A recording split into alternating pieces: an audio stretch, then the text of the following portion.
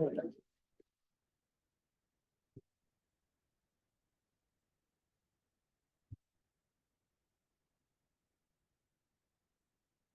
could you get Shayna and Claire?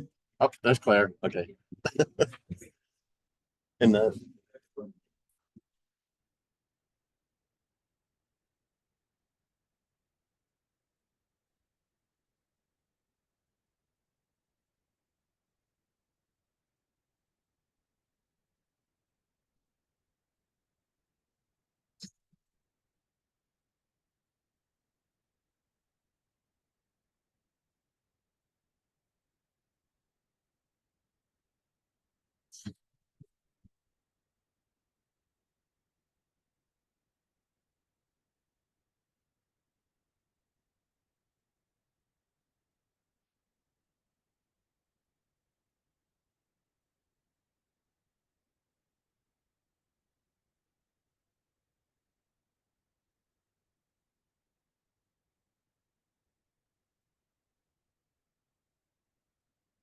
hey, welcome everyone.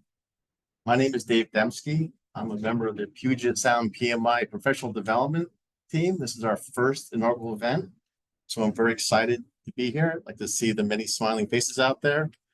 Special thank you to Richard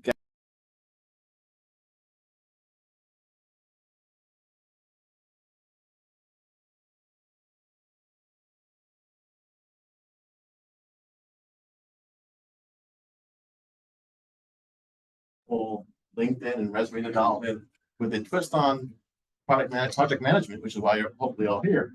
This is not the room for you to be in, but we really wanted to have a holistic event. So I wanted to go over a little bit of housekeeping items. So the bathrooms are in the hallway. You go straight out and then right at the elevators. It's on the left and there's a code for the bathrooms. It's 1789. So again, just go out, just go straight out the door, take a right at the elevators, and you'll see on the left. If you haven't had your headshot yet, so this is an A to Z event. So if you want it, it's always powerful to have a really good headshot for your LinkedIn profile and other things, your badge at work, your team profile at work. So if you take a right in the hallway behind us is the headshot. So photographers still out there, so please evaluate some of that. And then there's also the box meals in the back. So on our Zoom call, our moderator is Cindy Wells. So she's going to be taking questions for the end of the meeting. So please make sure that if you're on the call, put your questions in the chat so Cindy can record them. And this event is being recorded because we want to use it for future training purposes. So so will be used in our library going forward. So also, if you are a City University student and you didn't register, please make sure that I have your name on the registration sheet and your email. So I can send you your digital photo headshot. So I'll be sending out links by another week or so. Once the photographer is finishing processing them, you'll be getting a link. Then you can download your headshots from that. At the end of the meeting, there'll be a PDU code. So those of you who have a PMI certification know the value of PDU codes. And that will be at the end of the presentation. When Kayla gives you all this great information, you're going to have a chance to enter in your PDU code. I'd also like to thank our volunteers who made the night possible. Shane and Claire, Ryan and Robbie, thank you. Wendy as well. Thank you, because these events don't happen without our help from our volunteers. So right now I'd like to introduce you to why we're all here. Are you stuck at a dead-end job? Are you undervalued and underappreciated? If I say yes to multiple, is that Are you ready to find a job that lights you up and leverages your superpowers? Which is great. I love superpowers. Do you want to know the secrets that will help you get your dream job? Dream job. Project management expert and certified senior career coach Kayla Quijas leverages her real-life experience going from a cake decorator to a senior project manager at a global law firm, along with her career coaching expertise to help current and aspiring project managers stop playing small and move their careers forward with intention. Kayla will show you how to build a personal brand that will help you stand out in the crowd and gain the edge you need to get your dream job. Your personal brand is the key to unlocking your dream job, and Kayla will help create one that is the shortest done. Ladies and gentlemen, please help me welcome Kayla. Thank you, Dave. Can everybody hear me okay? Okay. We do have a Zoom moderator, so the people here are here on Zoom. Please feel free to let us know if you have any issues hearing anything on Zoom, and we'll get you taken care of. Thank you, Dave, for that awesome introduction. I really appreciate it. And a huge thank you to the Puget Sound PMI chapter and to this university for hosting me. Thank you so much. As Dave said, my name is Kayla. I am a senior project manager and a senior certified career coach. And today, I'm going to teach you all how to build a brand that will help you stand out in the crowd.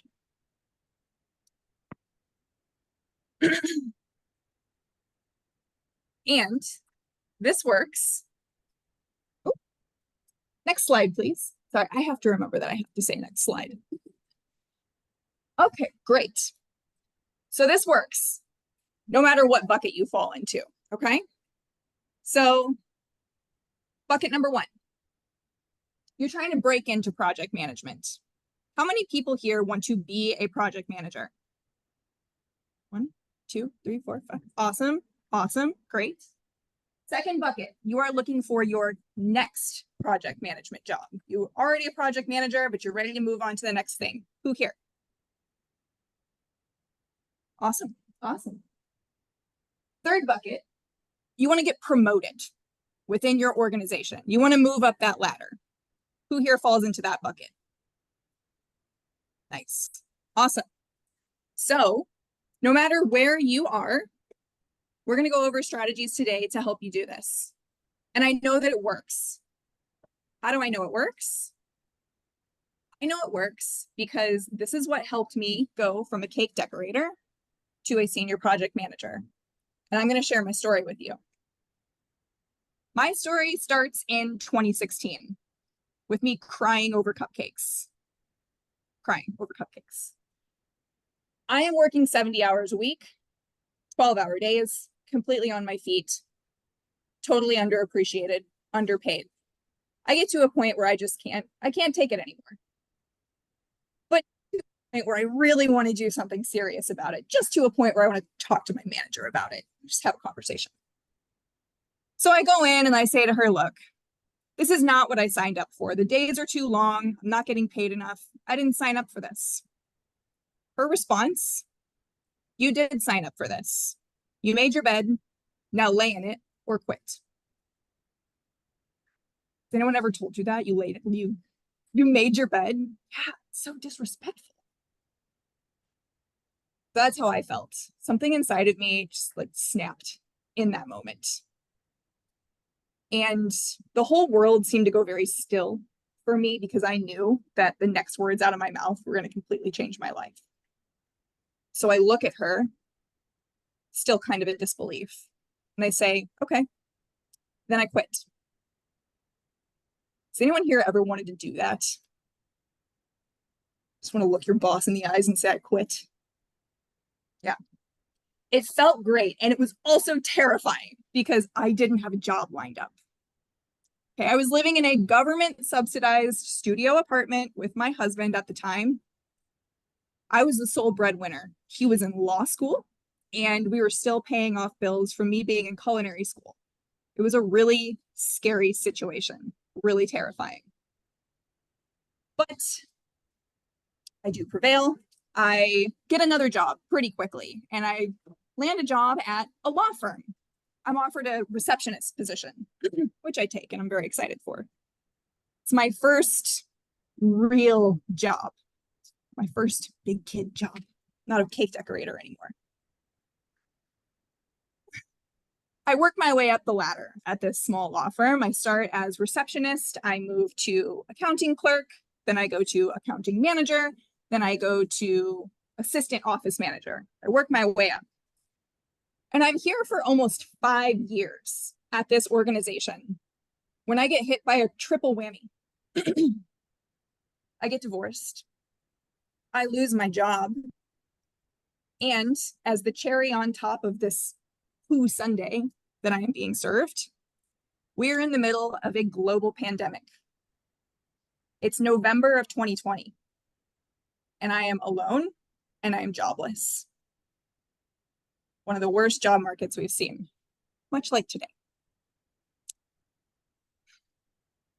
So I have quickly dwindling savings, and no one knows what to expect. End of 2020, no one knows when offices are opening back up. Everybody's scared. Everybody's trying to save money. So I do the only thing that I know to do, and I make the decision to leave everything I know. I leave Seattle and all of my friends, everything, to go move back to Missouri to live with my younger sister. Can you imagine how that feels? She's 7 years younger than me, okay? To go back and live with my sister. But I do one more thing. I do two more things. I get my PMP because I remember a conversation that I had had with a previous manager. I was giving her an update on some process improvement thing that we were executing in the accounting department. And she looks at me and she says, "You'd make a great project manager." Has anyone ever had that moment here where someone's like, "Hey, you'd be really good at this"? Peter, yeah? Anyone else? Yeah, Robbie? Yeah. So I get my PMP. So I figured she's probably right. And the other thing I do is that I hire an expert. I hire a resume writer. And she proceeds to change my life 100%. She rebrands my experience and my skills against the realm of project management in a way that I did not know possible. Even I look at my resume and I think, oh my God, this is a great project manager. I want to hire this person. She also completely rebrands my LinkedIn profile so that it's in alignment with project management. Do you guys know that you can use your LinkedIn profile this way to really drag in the audiences that you want to use? Yeah. So this all pays dividends because I have a steady stream of interviews, even in 2020. And I'm only unemployed for 3 months. I land my first job in February of 2021. And it is a project management job. All right. So I've arrived. I think I've made it. I'm so excited. And I'm in this job for about 3 months when something starts to feel not right. Okay. I'm not getting any traction from my stakeholders. They're just ignoring my meeting invites, not picking up the phone when I call, no response to my emails, nothing. I'm struggling because I have never been a project manager before. But I pushed through it because I just was unemployed in this terrible market and I need this job, I think. Even though it doesn't feel right to me, I push through it. And I continue to stumble. And about 9 months later, I get put on a performance improvement plan. I'm going to lose my job again. And I know it. So I decide to leave because once this happens to you, it's very hard to get out of a performance improvement plan. So I decided to hightail it out of there. And my professionally done LinkedIn profile now comes through because I get a recruiter in my inbox and she's saying, "We have a job for you that I think is perfect." And it is. I'm so excited about this job. So I put my all into getting it, and I do. And I do one more thing to ensure that I absolutely hit the ground running. I hire a career coach because I'm not going to let this happen to me again. And this career coach holds my hand through my first 90 days at this new job. He understands project management.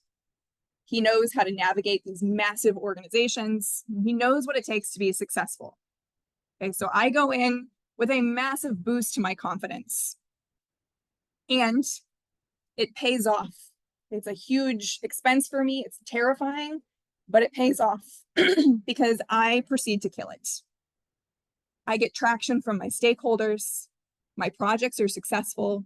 I have people at my organization who are actively telling me how awesome they think I am and that they want to see me continue to be successful. And it's a great feeling. So what I learned from this experience, this is a great feeling. And I get promoted to the senior level in under 2 years at this job. I'm the last person hired on my team and only the second person to get promoted to the senior level. So this career coach really changed my life for me. Between the career coach and the resume writer, I don't know where I would be today. But what I really learned from all of these experiences is that it is in our darkest moments that we learn the lessons that we need to learn to help us become the people that we are meant to be. My trajectory to where I am today was not linear, and yours isn't going to be either. You're going to have ups and downs just like I did. But in my downs, I learned the valuable lessons to help me become the person that I am today. So, with a deep passion and excitement for what was done for me by this resume writer and this career coach, and just a real desire to help people reproduce the results that I got for myself, I got certified as a resume writer and a career coach. So now I help people who want to become project managers move their careers forward with intention. And I help people who are stuck at dead-end jobs find their careers of their dreams. So, who wants to save $50,000? Oh, save $50,000.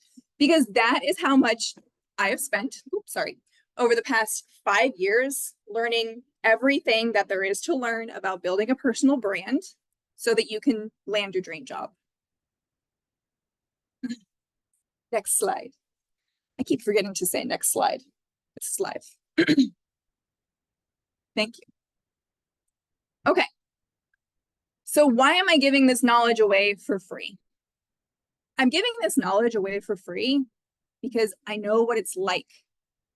I know what it's like to be scared. I know what it's like to be in the job market when it is competitive and you don't know what's going to happen. I also know what it's like to be undervalued, underappreciated, and feel completely stuck where I am. But I also know what it feels like to find a job that is in alignment with what lights me up, with what I love to do. I know what it feels like to live a life that is supported by a career that I love. And that's what I want to help you guys do. Next slide. Maybe next slide.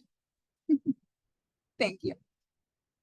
Okay, so I will be giving away at least one prize worth $100 for the people who stay to the end of this presentation. And you're all getting PDUs anyway, so you want to stay till the end so you can get your PDU codes. I am giving away the chance to win a free live LinkedIn profile review.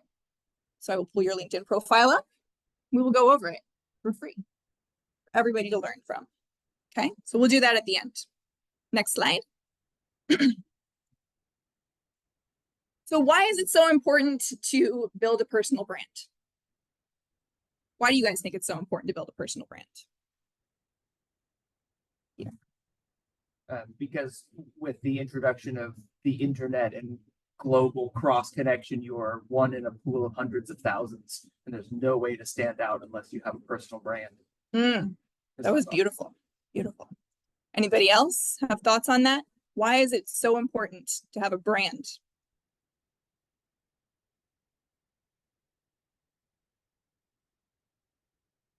Your own business to sell, yeah. You're selling, you are your business, you're your product. Yeah, you got to sell that product. Next slide. So, it is so important to build your personal brand because you can be the best project manager in the world. You can be a straight A student. You can have all the credentials, the PMP, the CAPM, Lean Six Sigma, all of that stuff. You can have all of this. But if you cannot articulate the value that is underneath it, you're not going to convince anyone to hire you. It is your job to convince the hiring manager that you are the magic pill to their organizational woes. You have the answers to their problems. Just you, nobody else. All right. Next slide, please. Next slide. There a lag, maybe? Okay. How do you build a strong personal brand? Your personal brand is consistent of two things. Your resume, and who wants to guess what the other one is? LinkedIn profile, exactly. Next slide, please.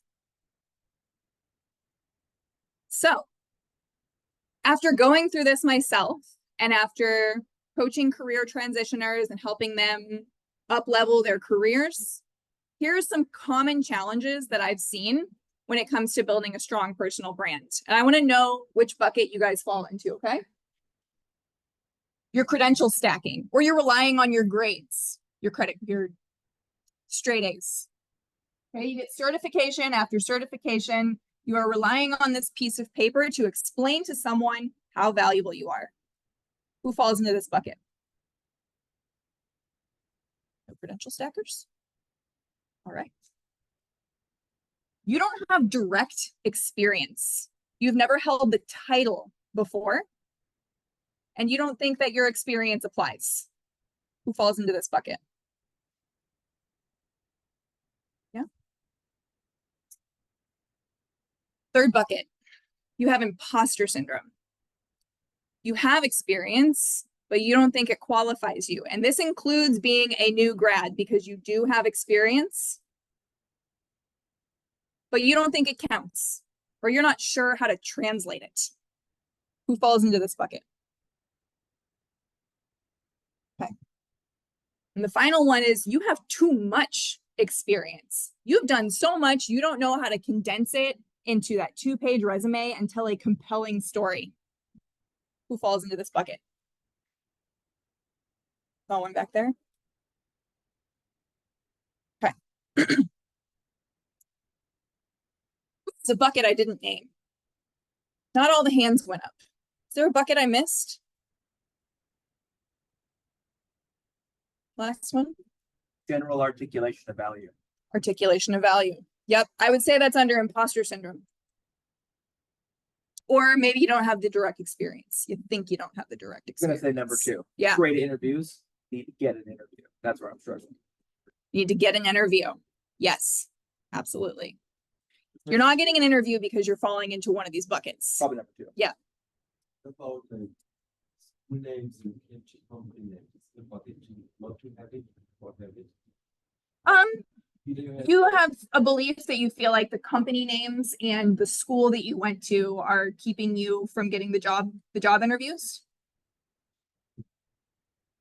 Hey, Mhm. and Mm. so it's not in a see what it is. Yeah. And the school is other. Yeah. Even it might be similar but different. This is imposter syndrome. Oh, okay. You don't have to have a Harvard MBA. Okay. 80% of the reason that hiring managers hire someone has to do with how much they like you. Okay. So building that brand in the first place, getting attention, standing out in the crowd, this is critical to get your foot in the door, land that interview, and then let your personality do the rest. Okay. Next slide, please. All right, so here's the first mistake that I see people doing. And I already spoke to one person here who said this to me. You are trying to beat the bots. Okay, in the age of AI, everybody is worried about this. So here is what I hear. A lot of people think there's some magical ATS algorithm that is out there stacked against you. Okay, it's trying to weed you out, trying to kick you out. It's automatically rejecting you because it's scanning your resume, it's looking for keywords, and if it doesn't hit 80%, you get a reject. How many of you think this is happening? Okay, so about half the room thinks this is happening, maybe a little bit more think this is happening. I'm going to share with you what is really happening, okay? And I want you to be aware from now on, the people who are telling you this, I want you to figure out where do they work or are they selling you something? Because this is a myth that is being perpetuated to try to scare people so that they will buy things like a program that will ensure that your resume is ATS friendly. Okay. Next slide, please. This is an applicant tracking system. What does this look like in a room full of current and aspiring project managers? What does this look like to you? A Kanban board. Yep, exactly. So here's what happens. How many of you have applied online? It asks you to upload your resume. You do it, and then you hit a next page, and you're asked to fix what the computer has messed up, right? Your education is in your experience. The years you graduated is in your name. And now you have to go through and fix it, and it's super annoying, right? This is the applicant tracking system. You are putting your information into it, okay? And I want to stress that it is an applicant tracking system, not an applicant screening system. Okay, these are two different things. So you fix the mistakes that the computer has made, and it's designed this way because the people who programmed the software know that it's flawed. They know it doesn't work right, so they have to give you an opportunity to go through your experience. Also, for legal reasons, they're obligated to let you review your information. Any information that's used for hiring, they are legally obligated to let you review it and approve it before they can use it.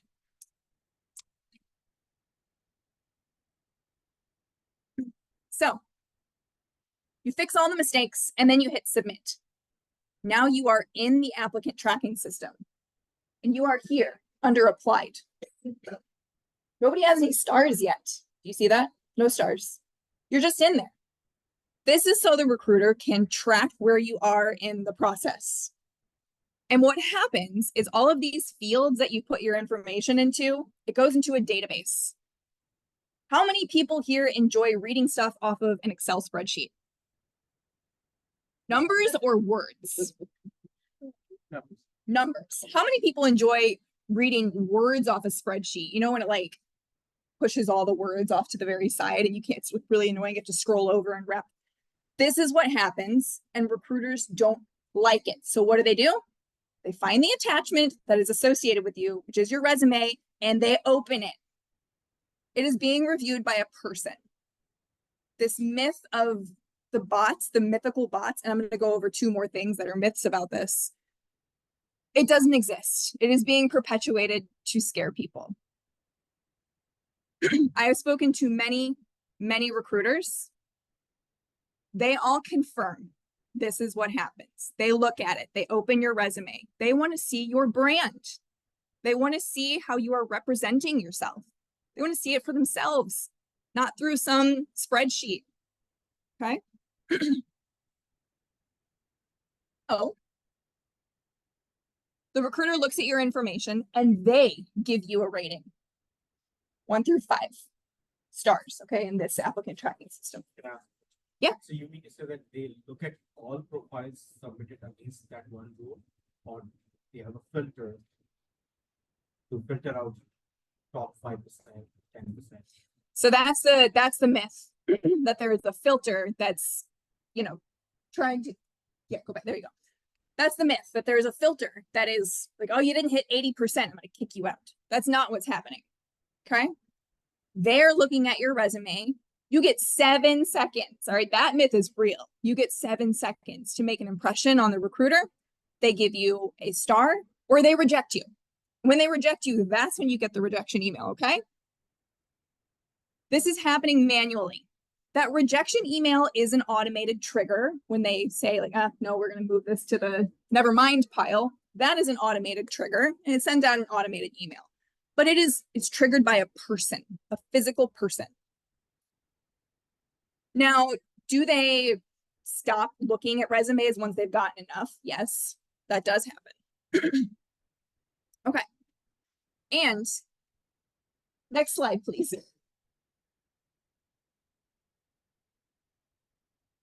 Okay. If you don't believe me, I want you guys to believe Samantha. Samantha has been a recruiter for 9 years, and she is confirming that eyeballs hit your resumes. There is nothing automated. They would love for it to be, because nobody likes reading 1,000 resumes, but it's not. It's still hitting eyeballs. This is still a pain point for recruiters. We live in a day and age where we're getting so much information and there's so much fear being perpetuated and spread around about how this works. So what happens is that people are very focused. Peter, we talked about this. They're very focused on trying to beat the bots.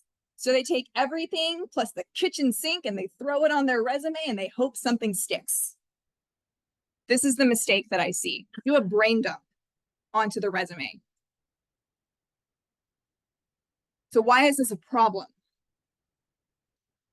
The result is that your application, your resume, is disjointed.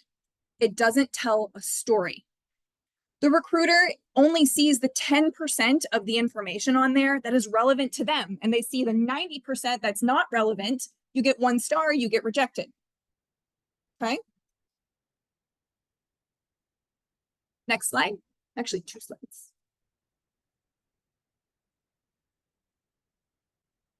One more slide, please. Okay. So the recruiter is looking for an intersection specifically of where your experience overlaps with the job description. And that's it. They don't care about anything else. Everything else is noise to them. So this makes your story very relevant.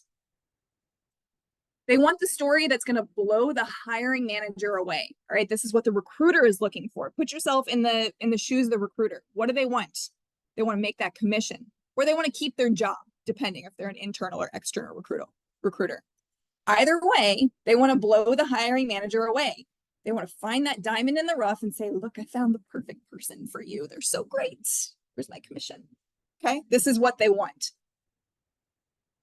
So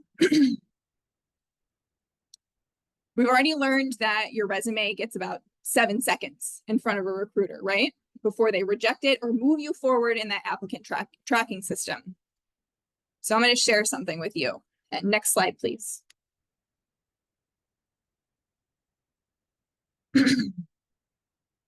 Attention is currency. In this day and age, the most valuable currency is your attention, and everybody knows it. Recruiters have a very limited budget when it comes to attention. Very little that they can give to each candidate because there's so many candidates. So once that budget is burned, they move on. You need to compel them before they decide that they're going to move on. So before we move on to mistake number 2, I already know there are some skeptics in the crowd about the ATS, and I was one of them, to be very honest, until I started really talking to recruiters and figuring out what was going on. So we're going to talk about some common response. I'm going to give you some common responses to some skepticisms out there. So next slide, please.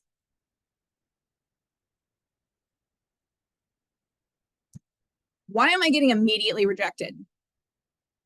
People out here, are you wondering this? Yeah. This happens not because the applicant tracking system didn't find enough keywords. This happens because you answered what is called a knockout question. Are you eligible to work in the US? Do you have 5 years of project management experience? Do you have experience with Java or Python? And if you don't answer these questions the way that they want you to answer them, you will get automatically rejected. But that is not a magical bot behind the application tracking system scanning for keywords. Something totally different. Next slide, please. Why do I get rejection emails at 2 a.m.? If you get rejection emails at 2 a.m., you assume there's some computer program that's running, right? This is a simple answer. It is an offshore team.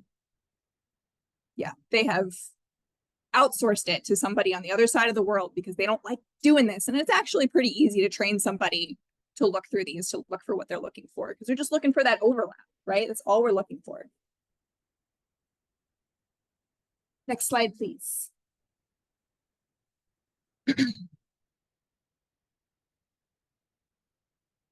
Next slide. Oh, there we go. Okay. All right. Mistake number 2. You don't have a North Star. What do you guys think this means? You need a focal point to drive your brand forward. If you're too scattered, then 7 seconds means very little. Exactly. We already talked about how recruiters look at your resume for 7 seconds. And if they see 90% of irrelevant information, they move on. Okay. They only want to see what is relevant to them. You need to know what you want. All right. And a mistake I see is that people have not taken the time to figure out, what do I want? What resonates with me? What excites me? Really?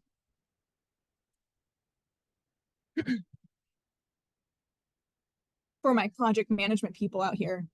Oh, sorry. Next slide. Okay. For my project management people out here, who knows what this is? Inverted triangle.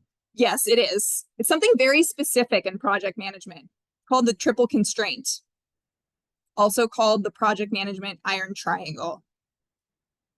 Yeah. Who knows what the iron triangle, what are the 3 points? Quiz time. Scope, time, money. Yep, scope, time, and money. So what happens when the scope of a project is huge? It's long and expensive. Yes, long and expensive. So we increase the budget. One thing we do is we increase the budget when the scope is huge. And we have already established that attention is currency.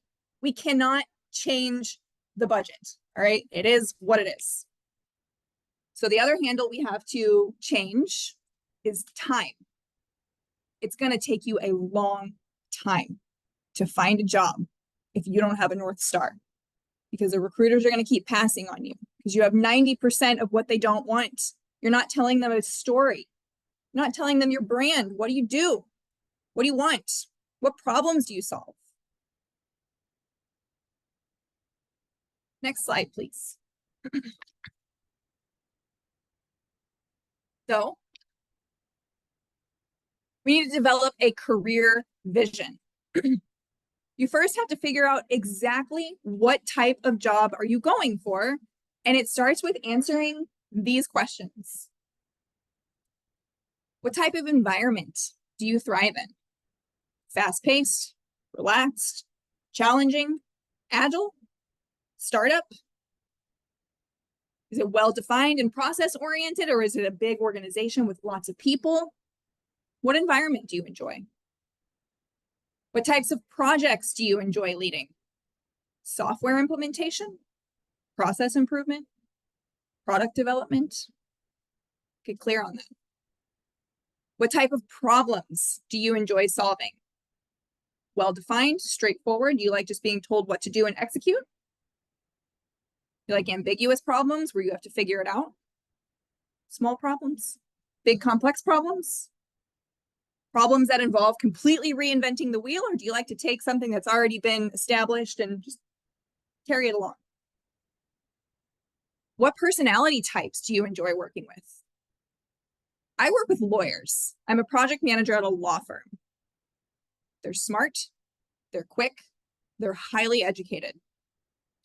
They've also been trained to be skeptical and very resistant to change, and they're incredibly competitive, okay? Some people would not like to work with this type of person. I do. I enjoy it. I like it. What type of social impact do you want to have? Do you want to have any? Do you want to change the world? Is your social impact on your family only? You want to have a big impact on your family? Does it matter to you? You want to make change? What type of change? You want to get very clear on what your career vision is. Next slide, please.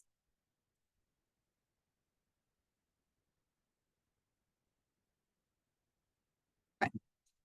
Some people really struggle to articulate what they do want. So sometimes it's a little helpful to start with what you don't want. It's another way to do it. Start knocking things out, and then you become a little more clear on what it is that you do want. So once you're clear on your career vision and what you want, now we align your entire brand with it. And this scares people. This really scares people because the thought process is it's so competitive out there. I just need to get whatever I can get. But this isn't going to help you. If you are applying to every single job under the sun and you don't have a vision, you don't have a North Star, it's not going to help you. Okay, you're trying to get that recruiter to understand you are the solution to their problem. You're not a generalist, you are a specialist in exactly what their problems are. And as soon as that happens, yes, you're limiting the job pool, but you start to show as like the shining beacon, the person that is the person to fix their problems. Next slide, please.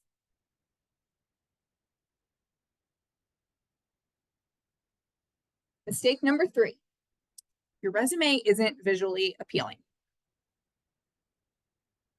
Next slide, please.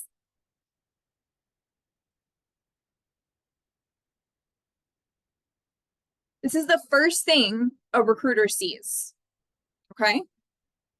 These uneven pages, I know it seems like a small thing, but this is a big thing about your brand. This is unprofessional. This shows that you don't care about attention to detail. That's a big mistake that I see. So make sure you are filling up 2 pages. 2 pages, not 1. 2 is standard, unless you are a brand new grad, and I have done resumes for brand new grads that are 2 pages. You can still make 2 pages work. And 1 page for C-suite executives. But generally speaking, 2 pages. Next slide, please. Okay, here are some other common issues that I see. Small, tiny font, and you see this with people who have a lot of experience. Not enough white space. Very difficult to read something where there's just a bunch of words jammed onto a single page, right? You have to take advantage of white space very strategically.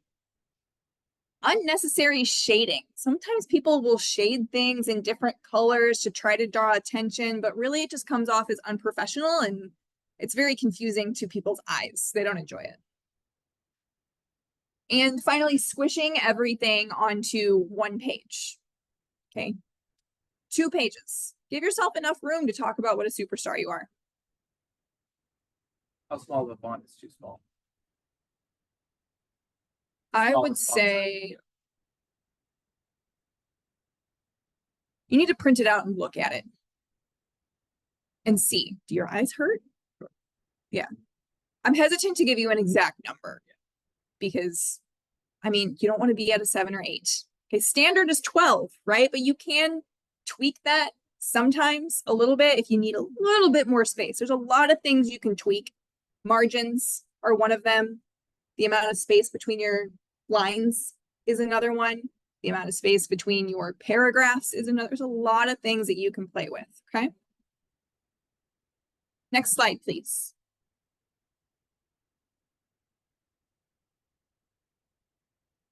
This is one of my most popular templates. So beautiful. I love this template. Okay. This takes advantage of the E and F reading pattern that our eyes naturally lean towards.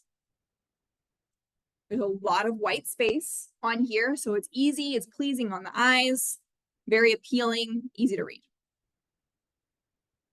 So if you guys want to connect with me on LinkedIn and message me the word resume, I will send you this template. Okay. If we're not connected, you can just put it, you know, you can add a note on LinkedIn, just put the word resume, get like 300 characters or something. Put the word resume, I'll send it to you.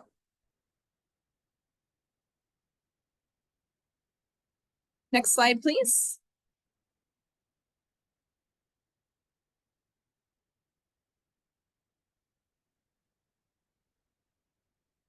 Okay. Mistake number 4, you're still using the objective. And something I promised I would talk about, I am backtracking a little bit. I promised I would talk about recruiter eye tracking. Okay, there have been studies done on recruiters and how they look at your resume. And here's how it works. First, they look at your name. Then they look at where you're located. Then they flip at the end and they look at your education. Where'd you go to school? And then they start looking at the titles that you've held and the companies that you've worked at and the dates of employment. Start looking at all those things. If that passes, then they start at the top with your summary. Okay, summary up there. And they do a very quick scan. So this all happens in 7 seconds. And if you pass the 7 seconds, then they start again at the top and they read slower. And I kind of already mentioned this, but there is this EFI pattern where people tend to read in the shape of a capital E or a capital F. And you want to go back one slide? Sorry. One more.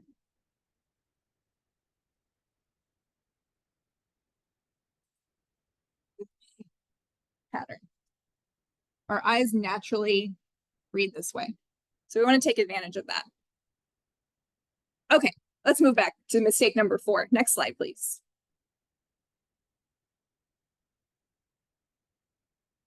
Okay. You're still using the objective. And maybe for some of the newer college grads, you don't know what this is, but the objective statement was looking for a job in IT project management and software implementation. Say exactly what it is that you want. We don't do that anymore. Next slide, next slide, please. This was my resume before I hired my resume writer. Look what I did. I'm looking to obtain a position that will utilize my ability to analyze data and design metric models. Next slide, please. Good for you. Why do I care?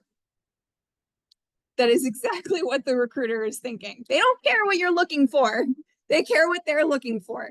They care about getting their commission. They care about getting the hiring manager to be like, great job, Jane. You found the best person ever. That is what they care about. Okay, next slide, please.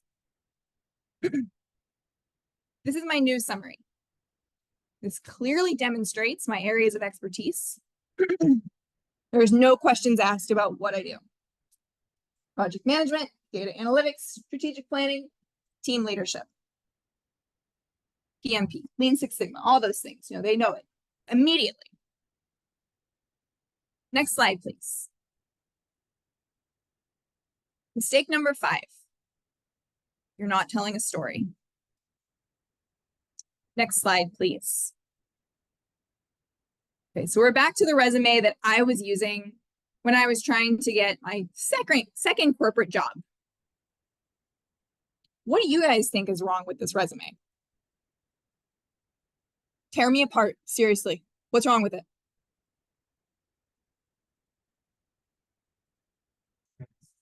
Too much text? Okay. Uh-huh. Too many bullet points. What else? Boring to read. Yeah, it's boring. It is boring. Yeah, great. Next slide, please. Oh, back one. Yeah. There are a lot of things wrong with this resume, but look at all these bullet points. What is the difference between, if you guys can see it, I hope you can, the difference between the ones in the orange and the ones in the purple? What's the difference?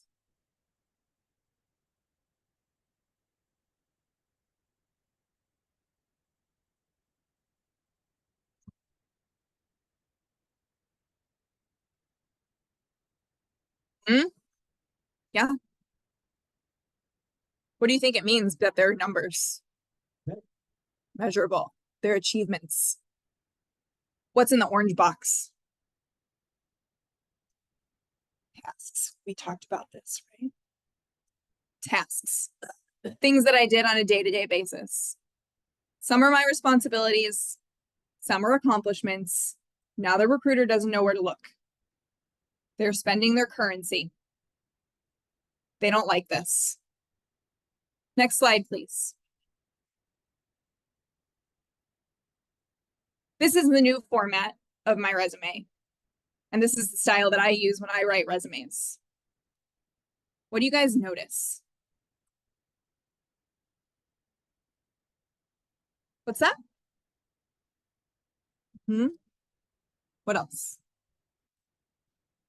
You're kind of navigating reader to look at the highlighted text first, and it gives you a clear sense of achievement that you spare every project with some XYZ number, increased revenue by whatever dollar value. So yeah, it's very clear, precise, and then with those quantified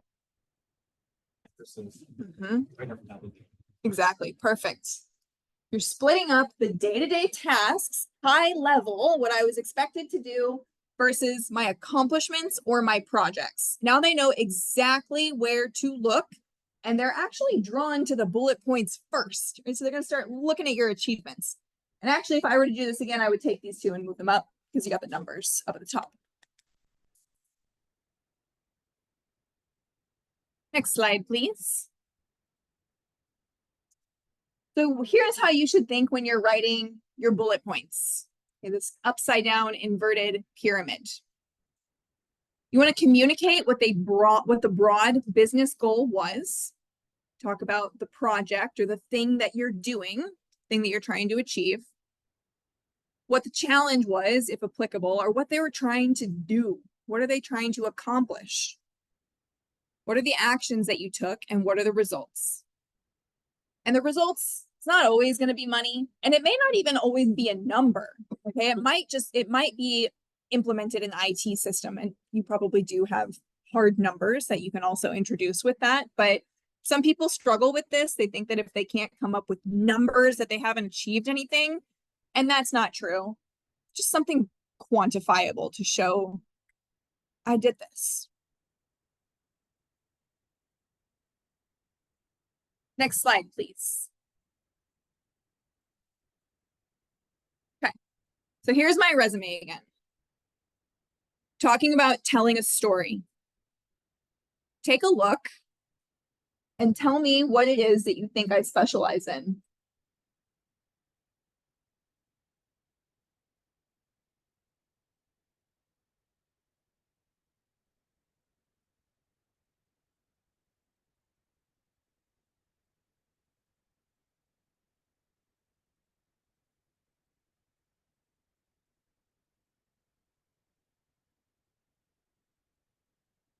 Process improvement to save money. Process improvement to save money. Anything else?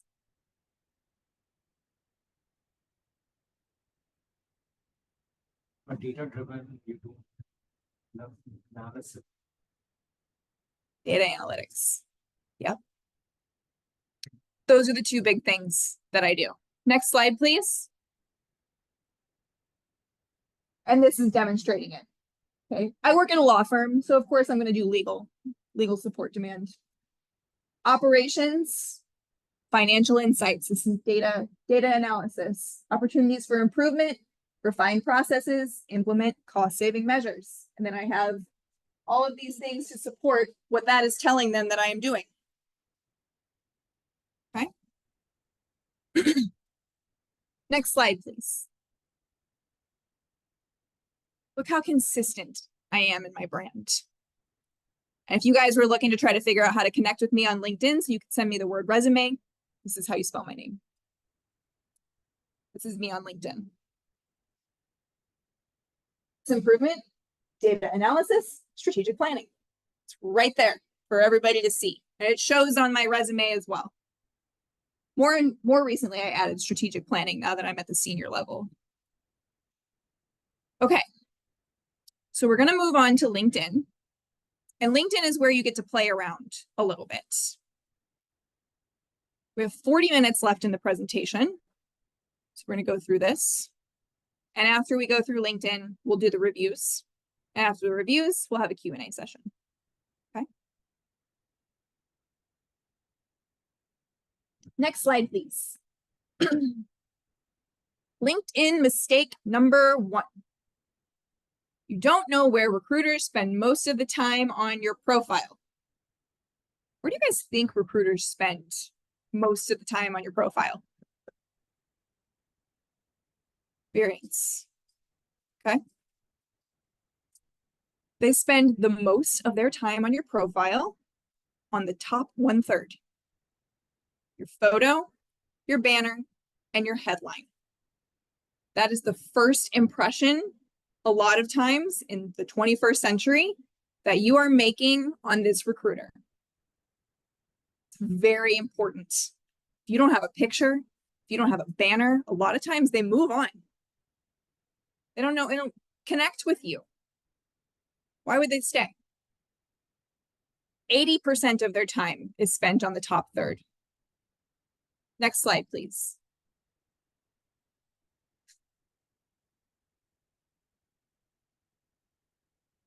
Your banner is crucial. This is so beautiful. This is a beautiful custom banner. What does this person's banner tell you about them?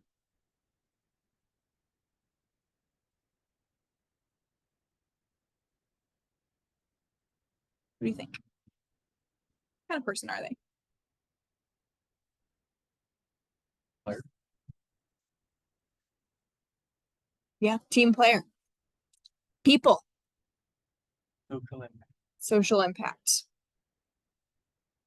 Notice how just by looking at the banner, you start to make assumptions about this person. You want to make sure that when the recruiter lands on your banner that they're making the right assumptions about you. Crucial. Next slide, please. What about this one?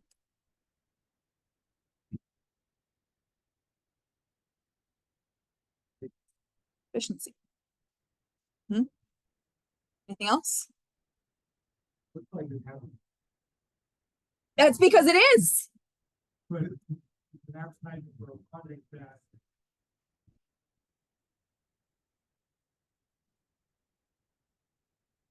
Okay. What makes you say that? because either promoting that product because they like it. It's building that one's about them. Okay. And this is a valuable lesson, guys. Sometimes you should have other people look at your profile and say, what does this say about me? You might be trying to communicate something that other people are not picking up on. Okay, next slide, please. What about this one? What do they value?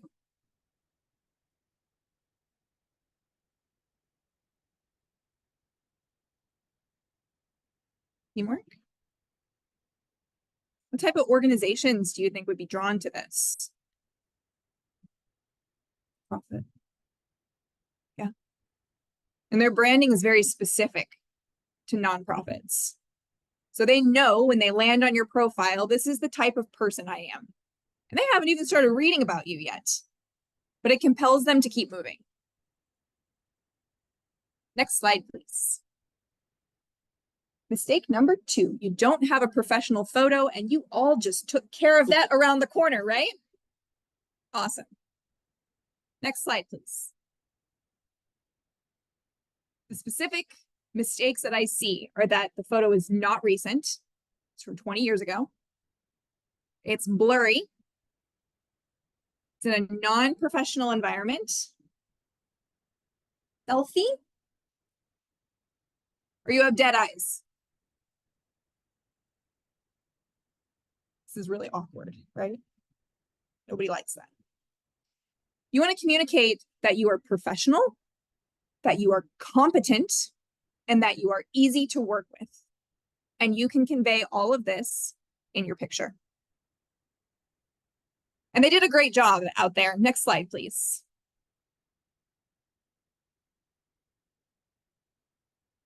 Awesome. Okay. Rules of thumb. Just so that you guys know when you have to take your next picture in 5 years, how to reproduce this. Your face should be the same plane as the camera. Okay? You need to be looking at the camera. This conveys dishonesty to people. They think you're being dishonest. Something in your lizard brain. It's So make sure you're looking at the camera. Eyes directly into the camera. Okay, a lot of times when we're looking at our phones, we're looking at ourselves in the phone, and you can take a really good picture with your phone. Okay, not a selfie, you need to put it on a tripod, but make sure you're looking at the camera and not at yourself in the reflection. Make sure your smile hits your eyes. Okay, when I was doing stuff with my photographer, he didn't ask me jokes, and I knew that I needed to laugh, so I started telling puns because I love puns, and it made him laugh. So then I laughed, and it's all good. But you should actually laugh when you take your pictures. It's going to show in your eyes. Muted, powerful colors for the most part, and this is going to depend on what industry you're in, but it's good to be safe with these colors: black, dark gray, dark blue, dark brown. Brown is a little bit of a softer color. It conveys that I am a nice person. I like this colorful scarf, shows some personality, but her shirt's black. For women, powerful jewelry, chunky, not frilly, nothing too distracting, no big hoops, nothing like that. Your makeup should be understated and natural. Don't wear any false eyelashes or like to do that. Keep it as natural as possible. Make sure your hair is away from your face. I'm shy, I don't want to look at the camera. And wear a jacket if you're in a more professional environment, like law, oil and gas, things like that. If you're at a tech company, it's going to be a little different, or you can wear a gray t-shirt. Okay, but keep the colors muted. Dress appropriately for what you are targeting. Next slide, please.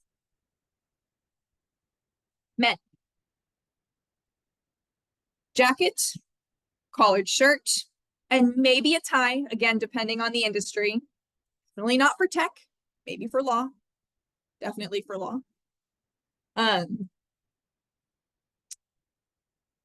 You could go without a tie in certain industries. And if you do, then pop off your top button like Ravi has over there. Looks nice.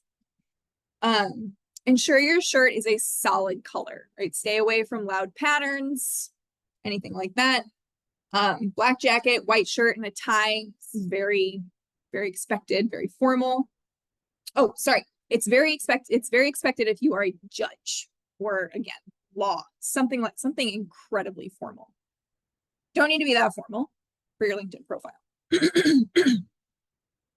Your hair and your facial hair should be trimmed, right? So a beard kind of makes you look scholarly, just so you know.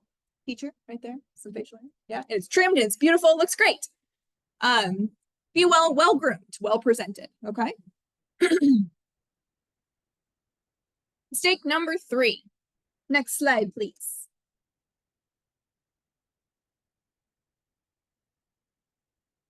Okay. This one is controversial. I love controversy. I stand by this. You have the open to work ring on your profile. It's a hot button topic, but I want you guys to hear me out. Next slide, please. This is what it looks like to the hiring manager, and not the recruiter. The hiring manager. We'll talk about the recruiter later. And I'm sorry to say that when you have the green open to work banner on your profile, this is what the hiring manager sees. Closeout sale. Everything must go. Next slide, please. Does anyone know what this bag is? You're smiling. Do you know what it is? Hermes. Yes. What do you know about Hermes? Very expensive. Did you know this is a $17,000 bag? Did you know that before you can even have the pleasure of spending $17,000 of your hard-earned dollars, you must receive an invitation to purchase this purse? exclusive. That's what you guys are. Okay? Recruiters and hiring managers are looking for what is called a passive candidate. They are employed, they're good at what they do, and they love their job. This is the trifecta of what someone wants. And even, let's say you've lost your job, it's okay to keep it open on LinkedIn. I forgot, sorry. They'll see on your resume what your actual dates of employment are. Next slide, please. This is another example of what this communicates. I have a girlfriend, but I'm open to date anyone who might be a better option. It leaves them thinking, are they going to do the same thing to me? They're just going to jump ship when they find a better option. Okay, so what do you do? Next slide, please. To get through the gatekeeper, the recruiter, you don't have to have this banner. Okay, they're not scrolling through LinkedIn looking for green banners. All you have to do is select this second option, recruiters only, and they'll see, okay, that you are open to work. That's what they're looking for. We'll talk about what it looks like. And the next mistake, next slide, please. Mistake number 4. You don't understand how recruiters search on LinkedIn. Next slide, please. This is LinkedIn Recruiter. Notice how there are very specific fields into which they are typing very specific criteria. They can search specifically, I am looking for someone with the job title of project manager. I am looking for someone in the greater Chicago area, specifically. So if you match these things, I don't care what your ring says, your little ring. If you match these things, you're going to show up. Okay? Your skills. It used to be 50, now you get 100. Use them all. This is okay. It's okay to skill dump on LinkedIn. Okay? This is how recruiters search. You're taking advantage of this Boolean search. Next slide, please. Oh. Yeah. You guys see that triangle up there? Pay attention to that.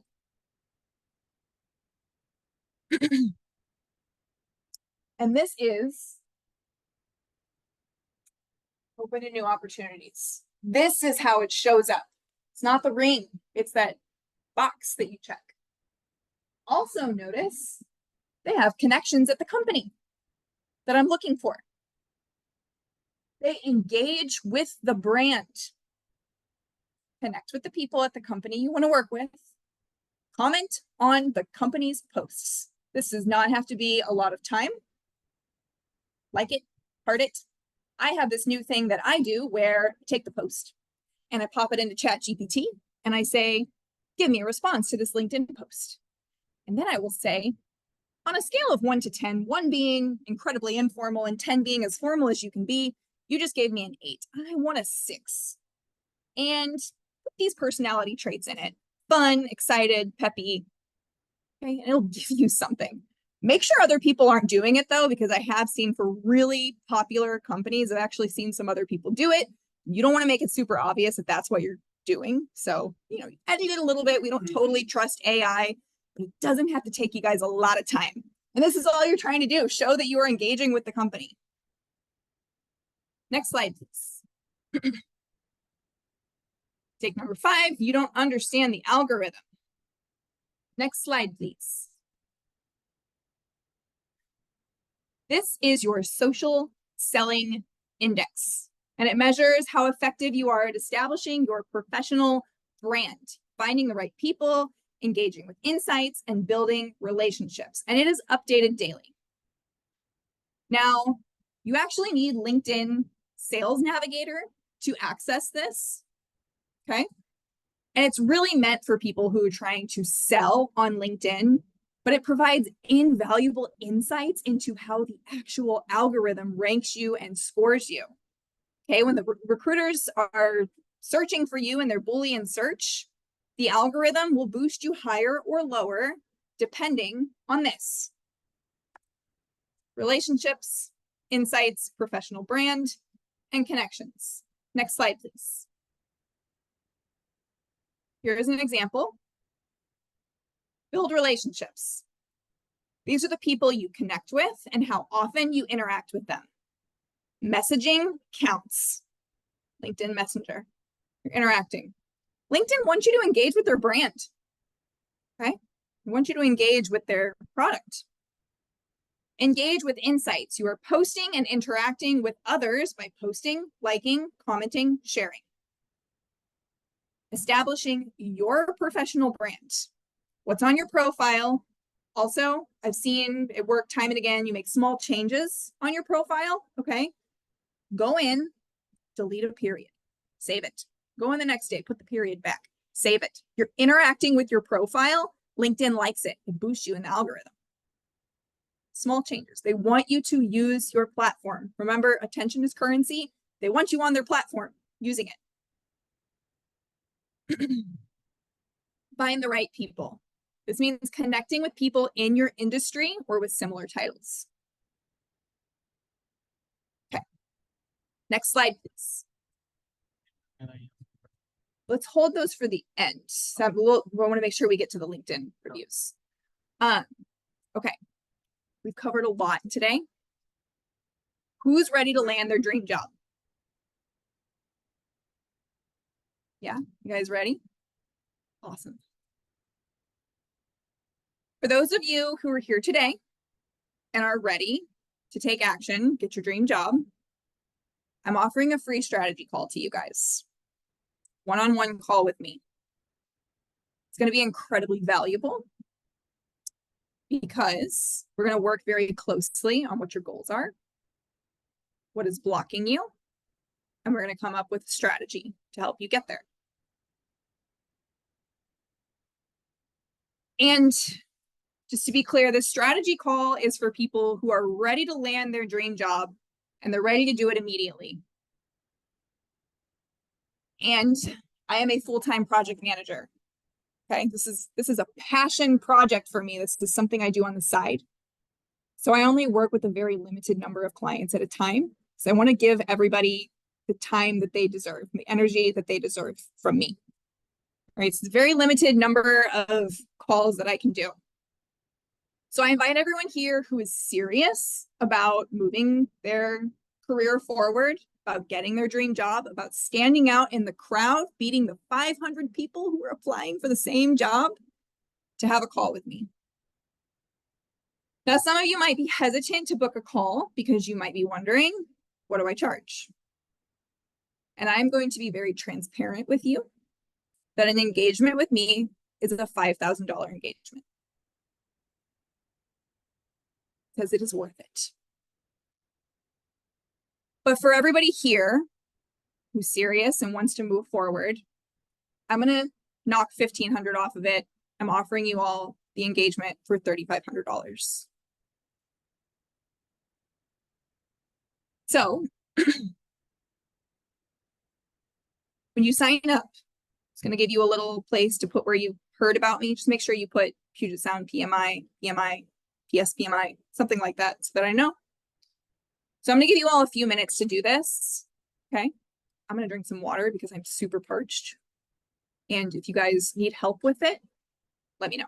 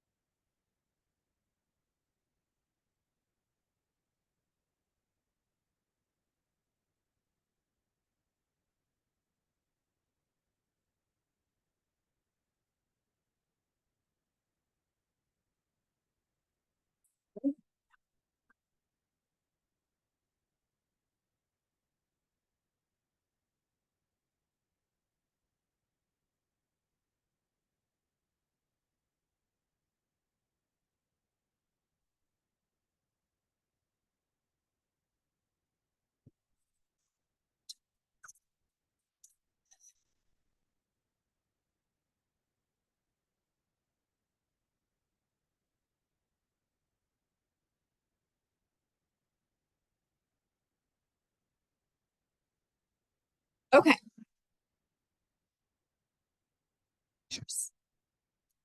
We're going to do the LinkedIn review now. I do invite anyone who wants to get up and stretch their legs to do so, but you might miss the LinkedIn review. So next slide, please. Here's how we're going to do this. If you guys want your LinkedIn profile reviewed right now, email me, and I am going to randomly pick and maybe 2 people, depending on how fast we get through this. All right, so shoot me an email if you guys want to if you want to do this. I'm going to monitor my email. I'll pick a couple people, okay?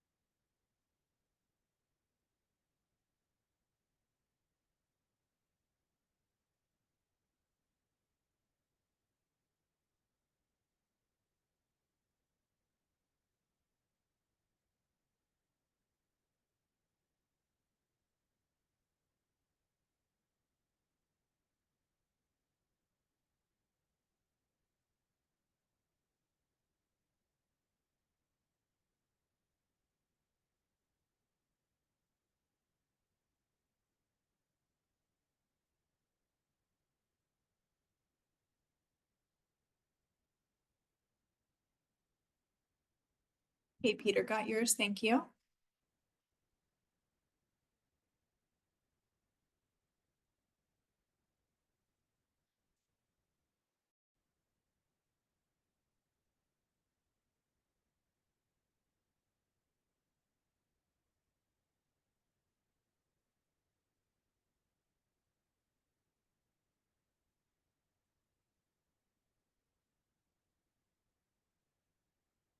Yeah, thank you.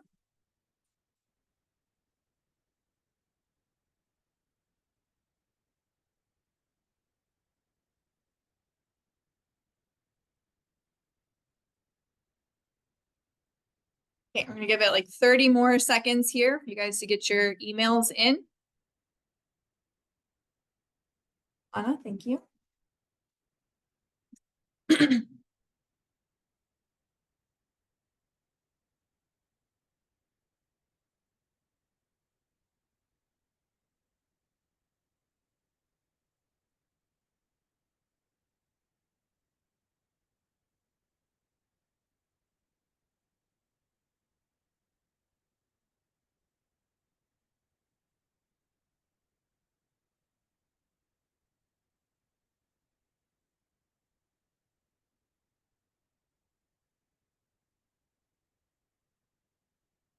Okay, does anyone need more time to get their email in?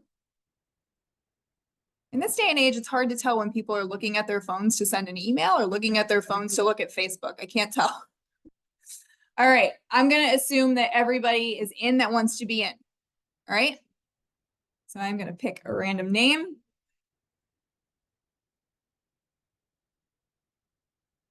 Ryan? Ryan, hello. Thanks, Ryan. And thank you for sending me the link, even though I am on a different computer. I'm sure I'll find you. Okay.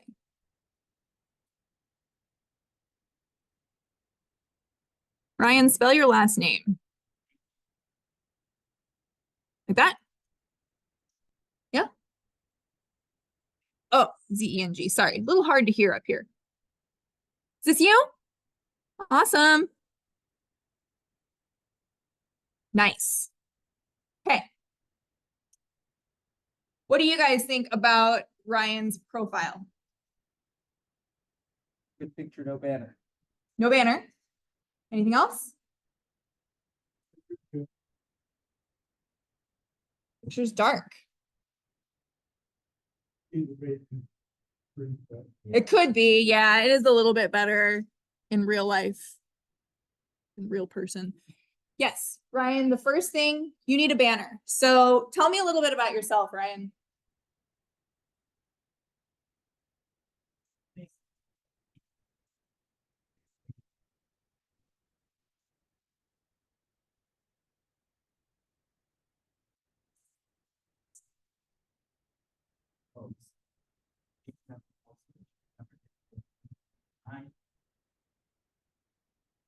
also leading the ASQ Seattle section, the current ASQ Seattle section chair.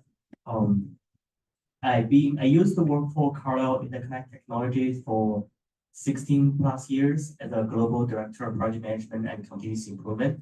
I have 3 teams in the US, in China, and in Mexico, kind of moving around the factories and closing factories, set up new factories, implement the PLM system. Yeah, I think that's pretty much it. Okay, That's what I did before. nice. What are you great at? Communication. I Communication. would say I typically communicate more, and I also do need more information so I can make better decisions. I also spend more time developing the team. Also, I focus more on the strategy and focus on the direction. So that way, then the team would have more information they can to make a decision themselves versus them constantly coming ask me questions. I like that. What would others say that you're good at? I probably would say direction and also developing people. I do spend more time on that. Okay. Initially, I thought I needed more product knowledge, and that was really eye-opener for me that most of the team says you don't have to, which is a surprise to me because the reason I mentioned that I was initially in the commercial aerospace for 9 years, so I know on aerospace and product sector. When I moved to medical, I thought I knew nothing. I mean, obviously medical devices, etc. So I think I need to learn more about medical devices and etc. But the team said no, you don't have to. Because it's later on I learned that probably true. As the team they know more the product knowledge, and for me, I need to have a direction so they can more clear when they make a decision, when they ask questions, and when they solve the problem. And that's what I learned. Yeah, very important. Sector doesn't always matter, particularly in project management. You are not a software or a programming expert. You are not an aerospace expert. You are a project management expert. Sometimes it does help to niche down. I do say I am a legal project manager. I do law very specifically. It is what I am comfortable in, and it is where my sweet spot is. And it's fine to niche down further, but for some of you who are a little bit worried about that, it's not always a problem. Ryan here is a team leader. He is a communicator. That's his brand. That's what he does. Okay. Are you looking for a job? Not now. Not now. If you were, what would you be looking for? I would say, and if I do need to look for a job, and I want to look for a company who is willing to make a change and to be excellent. And that's what I've been doing for many years, even if right now I'm doing the lean consulting. But you're right, and our skills are transferable. I went to the company, I take a tour, and most of the cases I can see their problem and make a proposal of how can we make it better. I mean, it's kind of not very often to see the top leader, regardless of the industry, and wants to really strive to the world class. I do see a few, which I really appreciate, but it's not very often. Yeah. Yeah, Brian gave some really good insight there. I see their problem and I tell them how I can fix it. Okay, interviews are really nerve-wracking, and I know that. But to go in like a consultant and try to figure out what's going on for you, what's your problem? What kind of person are you looking for? What problems do you need solved? And then branding yourself as that person, which Brian has done. So you thrive in an environment that is flexible, willing to grow, willing to change. Okay. Willing to be the world class. Okay. And the questions that I'm asking are questions that you guys should be asking yourself as you are trying to put a brand around yourself. Okay. What type of projects do you enjoy leading? I enjoy the projects the team take ownership and they're striving the problem solving, and also the collaboration between the teams, which is making everything much easier regardless of problem we're having. We always see we can make it work. Yeah. That's always I really enjoy, regardless of what the project, regardless of the industry. Great. Yeah. Nice. What personality types do you like working with? I'm okay with most of the people. The only people I probably not my favorite would be and keep talking about it and no action. That's where I probably got a little bit frustrated. Mm-hmm. But Complainers. yes, because I do have a very rare example, and most of the cases, and they give me a big vision, but once it gets to execution, and it's very little can get complete. But rather than that, I'm pretty good with most of the personality, and I'm pretty good with different type of person as well. I did that research before, so each different person, I understand they have a different personality and preference and how to get and interact with each other. So I'm okay with that. I can flip different personality as well. Okay, great. Thank you for sharing that, Ryan. So, What do you think Ryan's brand is?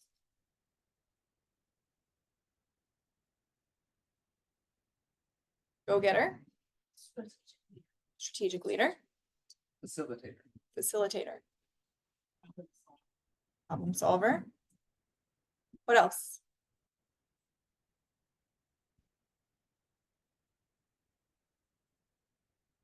How do you feel about empathetic team leader? Does that resonate with you? Yeah? yes. Don't let me pressure you. If the answer is no, then that's okay. I do feel that way. I did a DISC assessment myself, and the first time I did it is an S, is more on the support side. So I'm not a D, not a C for sure. So I'm not really pushing, get aggressive. I do want to develop the team. I do want the team to be successful. That's yes, that's very, very true. Thank you. Yeah, you've said team and leadership and letting the team take ownership, and I'm there to answer their questions, make sure things happen. Like, this is what I'm hearing from you. And that is what I would encourage you to put in your banner when you go and make a custom one for free on Canva. Canva, Canva. It's free. Some of it costs, like the bells and whistles they cost, but yeah. Okay, lots of credentials. Nice job. Lean and innovative operations leader, driving business growth, maximizing productivity, and optimizing quality. That's a strong brand. Do you think it's in alignment with who you are? Yes. Yeah. Okay, great. 500 plus connections. This is important for the algorithm.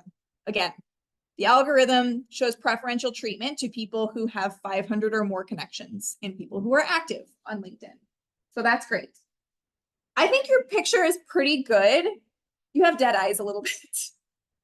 I'd like to see you laugh and smile like you are now. So we want to show that you're easy to work with. You're fun. People want to know, if I got coffee with this person, if I had a beer with this person, would I enjoy hanging out with them, spending some time with them? Are they going to be hard to work with? Are they going to make my life difficult? These are things that your picture conveys about you. Okay. That's good. Let's move down. Hello, my name is Ryan Zhang, and I am a highly skilled business and operations leader with extensive knowledge in project management, lean manufacturing, strategies, and business acumen. Ooh, okay. Nice. I like that you put in a lot about you. Can you put a return between each of these paragraphs? It's hard to read. I want a blank line between each of those paragraphs. I'm gonna go back and I'm gonna go forward again because I want to see. Okay. You guys see how this is really good. His sentence ends here. Okay, his sentence ends here. And everything that you might need to know about Ryan is you don't have to hit the more button. But you do want to compel people to hit the more button. Or you want to say something interesting about you that makes them want to keep reading. Ryan, I don't see anything in here about your team leadership, your empathetic team leadership. How would you feel about, what? I may change my behavior a little bit more over the past several years. Yeah, you haven't touched it in a while. Correct. Yeah, Especially in the COVID situation, it's more virtual environment. As mentioned, I do have a team, even if I stay here most of the time, the team I have in China, in Mexico, and I don't get to see them very often. So I need to change my behavior for the past several years and to really dedicate more and focus more on a strategy. That's what I did. That's probably why. Yeah, that makes complete sense. Okay. Your activities, your posts 1 week ago, 2 months ago, you don't post that often, but what you're posting about is in alignment with your brand. Okay, Association for Manufacturing, Toyota, Kaizen. It's in alignment with what he does. That's good. Okay. Let's go past the experience. Education. Looks good. Skills. 22 skills. Let's get more skills. But the- Yeah, more skills. Okay, continuous improvement, cross-functional team leadership. I think that's very in line with your brand. You get 100 skills. Make sure that your top 2 are the most in alignment with what you are aiming for. Everything in your brand should be what you want, what you're aiming for, your North Star. Okay, not what you did.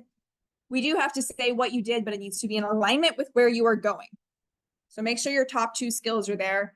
Get endorsements. Brian has 24 and 18. Nice job.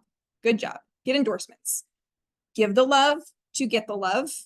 Okay, start going around endorsing people's stuff. They're going to endorse your stuff back. It's the law of reciprocation. Recommendations. You have 1. Can you get more? Sure. Dig the well before it's dry. Before you're thirsty. You don't need a job now. And I hope that you never desperately need a job. But in case you do, start working on these things now. Getting your recommendations, your referrals. I could do a whole other conversation on networking, the importance of networking, how to do it effectively, how important it is to do it before you need it. This is crucial. And I have learned it the hard way. Okay, very important.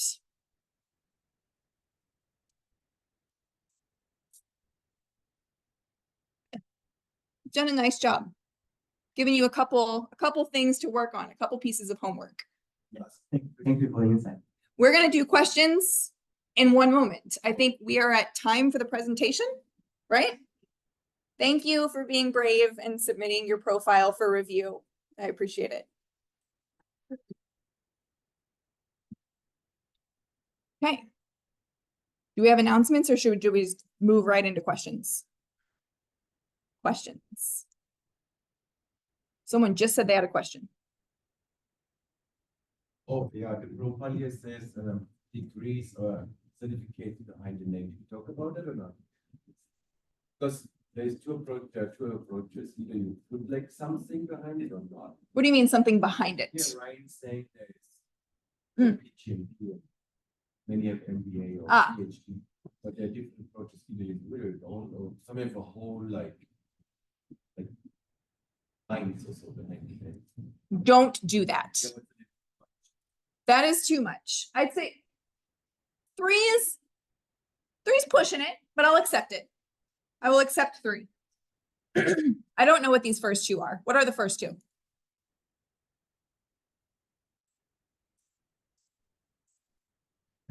Okay. Okay. Okay. These are very relevant. These are incredibly relevant. So yes, you should definitely have those on there. Certifications, Lean Silver certification, ProSci certificate. You got a lot of certifications. How are those certifications serving you?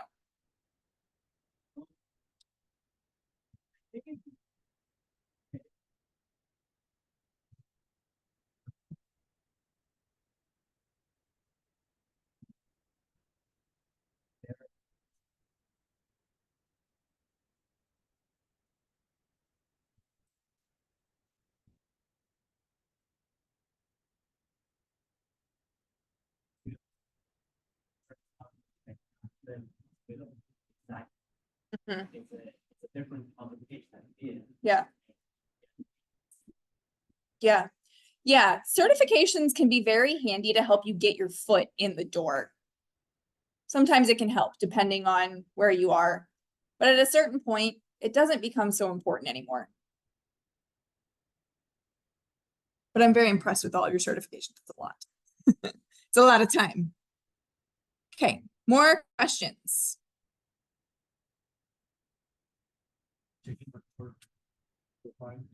We were supposed to have 30 minutes for questions. That's the agenda, but if we would prefer to do another profile, we could do that. So let's do a show of hands. Who wants to do 30 minutes worth of questions and answers? Is check with online to see what Oh, questions yeah. I have. Absolutely.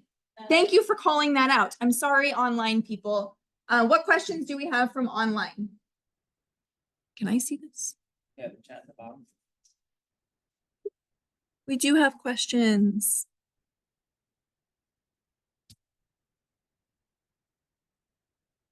Okay, this is a little from a while ago. So Marco wants to know, some systems like Workday ask us to upload our resume and then fill in our work experience. What is the purpose for that? And should we fill it out? I believe we answered that question. Is everybody clear on that, or do we need to go over it again? Cool. This is from a while ago. I just want to make sure I'm reading all the questions. Okay. Any questions from those people online? You want to drop it in the chat?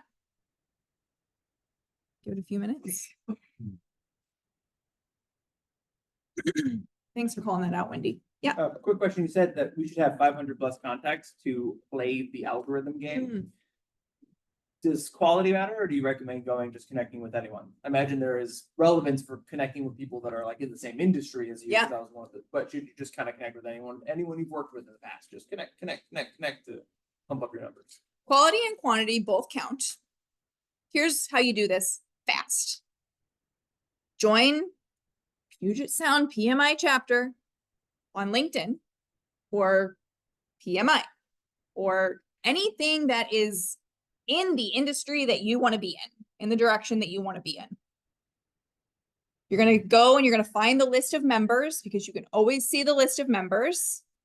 And you are just going to start going down that list. All right. Right click on the name and open it in a new tab. This is going to make it faster and easier. You don't have to reinvent the wheel, guys. Hey guys, or hey Jane, I'm looking to connect with more people who are interested in project management. Would love to connect with you. Very few people say no to that, unless they can clearly tell that you're trying to sell them something, and then they're going to say no. Just sit down and binge watch your favorite show and get it done. There is a limit. I forget how much it is, how many you can do at a time or in a week. Just get it done. It doesn't have to take that much time. How can address age bias with LinkedIn and resume updates? Fabulous question, Cindy. Don't put the dates. Don't put the dates that you graduated. It doesn't matter. If your experience is more than 20 years old, you can leave it off. Same thing with LinkedIn. You don't have to put dates on there. They don't, as far as I am aware, they don't force you to put the dates that you graduated. Yeah. Just leave it off. Certification. So if I have a CAPM and a PMP, should I drop one of them, like the CAPM? Drop the CAPM. That's what I was thinking. Yeah, the PMP it's a higher level. Yeah. Mhm. And you don't want a CAPM job anyway, right? Exactly. So don't draw in what you don't want. Yeah.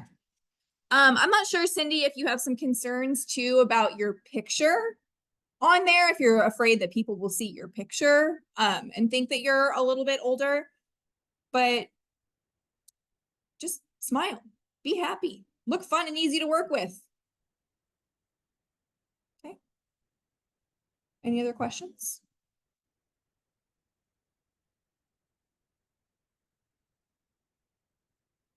Is it worth having a premium account for LinkedIn? That's a good question. No. Yeah, yeah. You don't need it. Don't need it. Okay. You don't need it. Yeah. A premium paid account. It's so expensive. And let's talk about the benefits of a paid account. You can see who's been looking at your profile. Who cares who's been looking at your profile? Doesn't matter who is looking at your profile. What are the other benefits? You get LinkedIn Live or yeah. Or what? You can get a lot of good training. The training. That's the other thing. Yep. I hear that. YouTube University. I have found I needed to learn how to use Power BI. I went onto YouTube. I found a course. They even had like a Power BI thing that I could download, a model that I could play with. I do hear that. I understand there are some good ones. You can still get by with LinkedIn or with YouTube. Once in a while, get a paid one for a month or two, see what's new because the changes frequently. So they have direct co-pilot integration now, but in a lot, like when there is like a role description, like an opportunity, you can say do a thing for the role, it gives you direct ins and then a couple of pre-selected questions you can directly put and then. Tell me more about the questions. Like when there's a opening project manager for something, then you can ask a few questions in a row. If you're a fit or like give me more information about the company, like all those, like there's always a bunch of pre-selected made ones, and also when you're in the mail function, you can directly get a draft of the mail ready done if you want. You can do that through ChatGPT though, right? No, of course, but it is like you just click on the button and directly includes your profile information and this. So it's everything together on its own. Yeah, if you want to pay $40 to hit the easy button. I just said it's one thing, but it's like pretty recent. Yeah, these things are new. I will get your question in just one second, but I want to continue on this. I could do a whole nother talk as well on how to get a job through a back door. These questions that you're answering and asking on LinkedIn, that is not helping you stand out. Not everybody is doing this, but a lot of people are doing it. That's not going to make the recruiter stop on you. Be like, oh yeah, he sent me a message or he answered this question. That's not going to do it. There is a free tool called Job Analytics. It's a plugin for either Chrome or Bing or Edge, and you install on your browser. You go to a job link, you upload your resume, and it scans it. And it says, "Are you good?" It gives you some insight. So not like the premium, but it still gives you some insight. It's a good match. Yeah. Yeah, JobScan does that. But I'm going to encourage you guys to, again, pick your North Star first. And then go after jobs that are in alignment with that North Star. And if you are doing that and you have branded yourself in alignment with that North Star, you don't need to do that because you know that you are a good fit for that job. It is a good tool. If it makes you feel better just to see like, yes, I'm in the top 90%, use it. That's fine. But you don't necessarily need it. Other questions?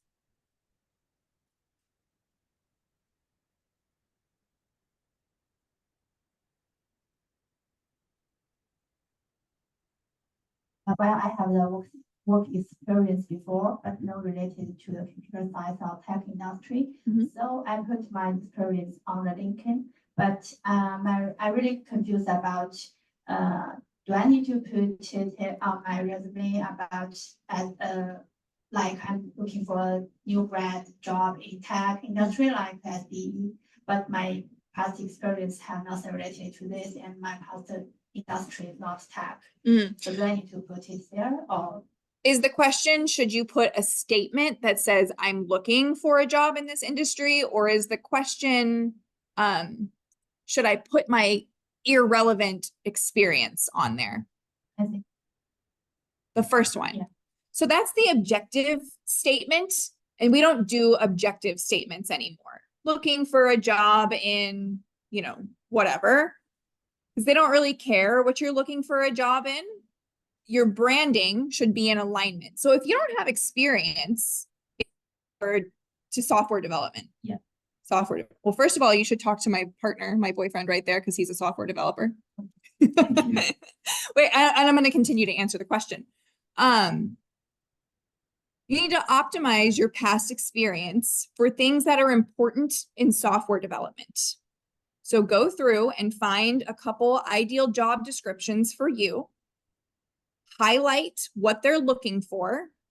Okay, we're just skills. Okay, but what are they looking for? You know, 5+ years doing this, 4+ years doing that, someone who can do these things, and then look at your experience and figure out, how can I take my past experience and manipulate it in a way that shows that I can do this?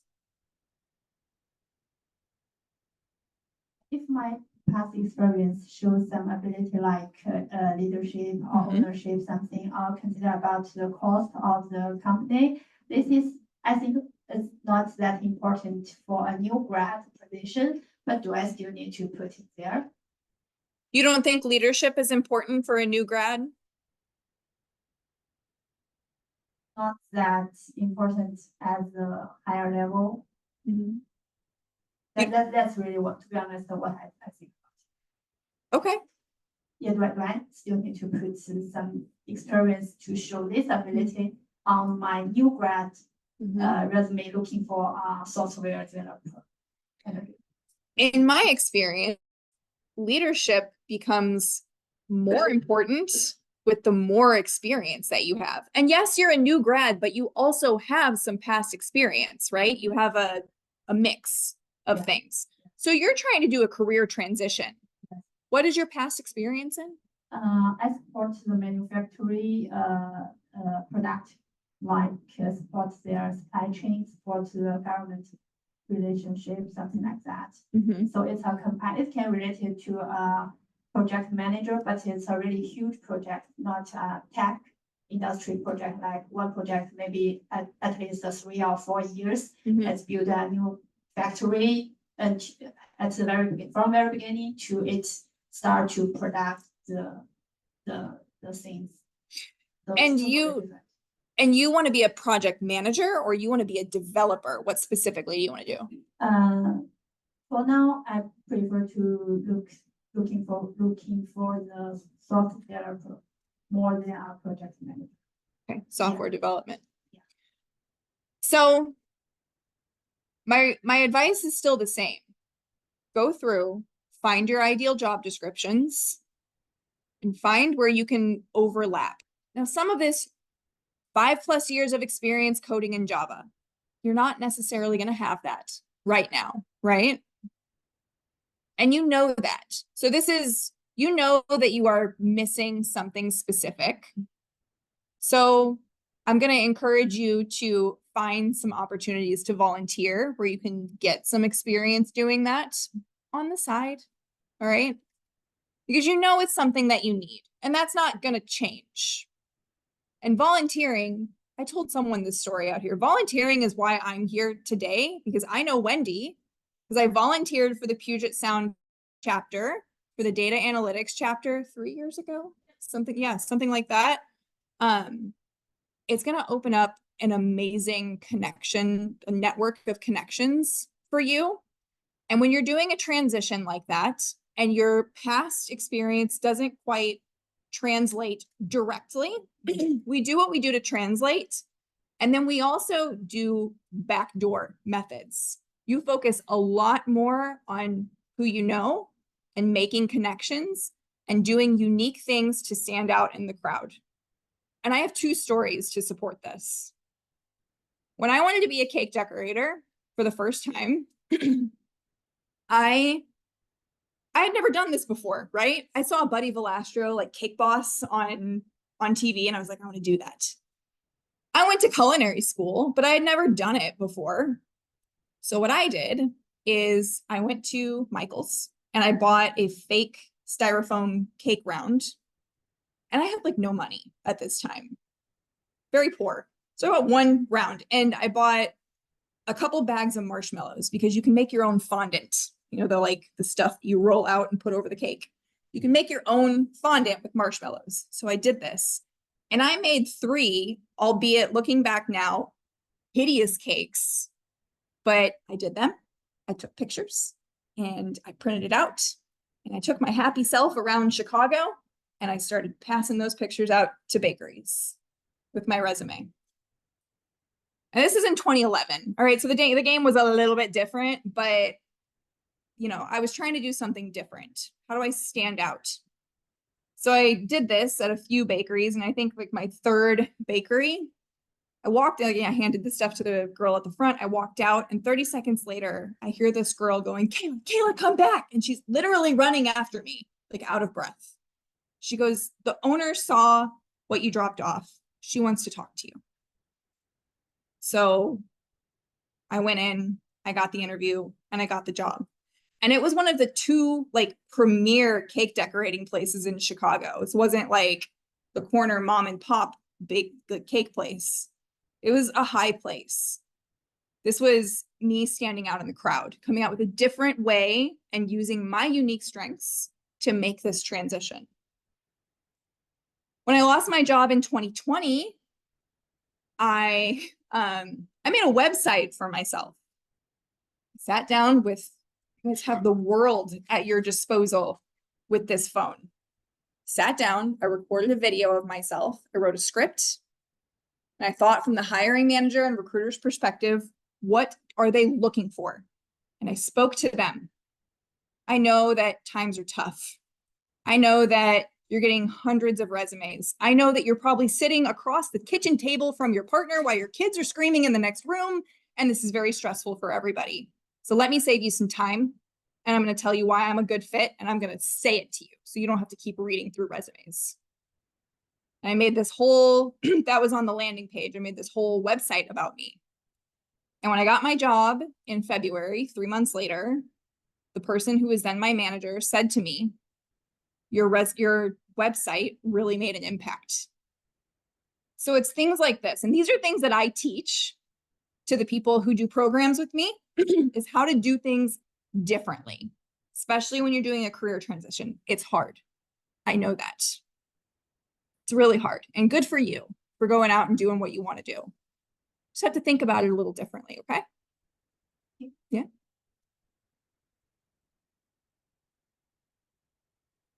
Nine more minutes. I don't think that's enough time for another LinkedIn review, so I think we should keep doing questions.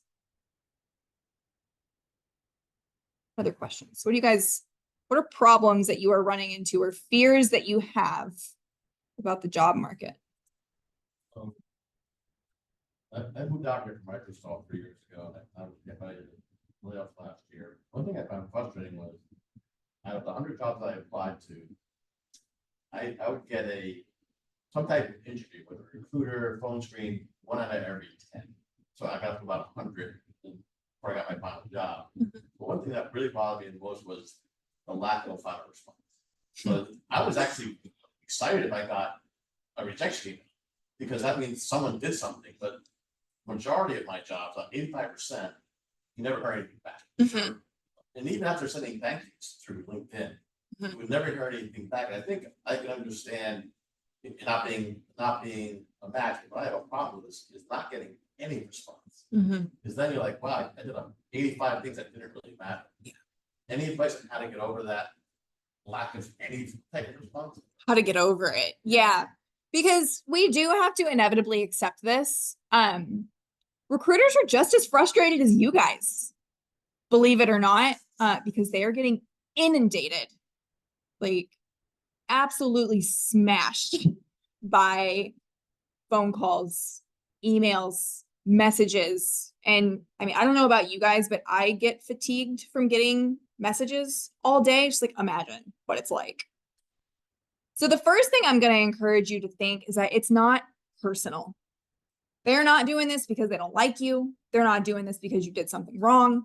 They're doing this because they are simply overwhelmed. It's not personal. That's the biggest thing that really helps me. I like to tell this story about You guys ever been in traffic and you're driving, someone swerves and cuts you off and starts driving erratically and they're very dangerous? What do you think about that person? What are some adjectives that you would give to that person? Sure. Immature? Careless? Harry. Harried? Okay, that's a little neutral. Nice. Okay. What else?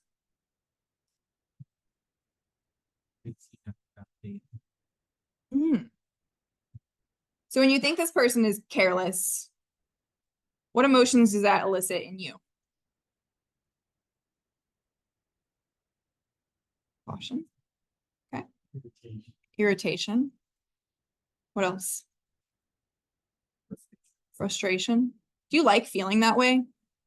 Irritated and frustrated? Cautious. That's probably good. Does anyone like feeling irritated and frustrated? No. Yeah. So what did you say again? Tell me. Previous line, I just let that person go. You said they're having a bad day. Yeah. So what I do in my thought flip about this is, all right, this person's driving erratically. Maybe they almost caused you to get in an accident. Now imagine there's a toddler in the back seat and he's choking. Now what do you think about this person?